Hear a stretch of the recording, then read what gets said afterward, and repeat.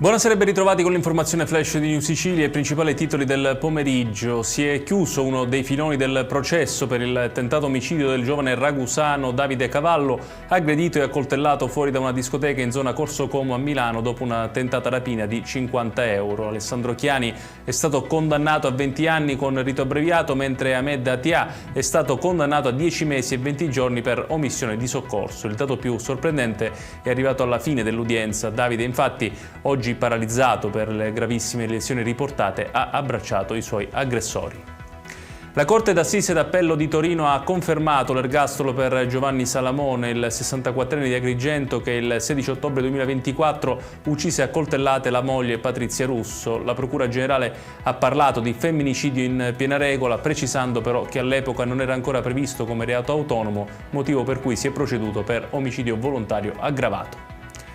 A Messina intanto torna al centro dell'attenzione il caso di Stefano Argentino, il 26enne di Noto, morto suicida in carcere dopo essere stato accusato dell'omicidio di Sara Campanella. La madre Daniela Santoro ha inviato una lettera al Presidente della Repubblica Sergio Mattarella scrivendo che il figlio è morto sotto la custodia dello Stato e chiedendo accertamenti sulle circostanze del decesso. Al momento risultano 7 persone indagate.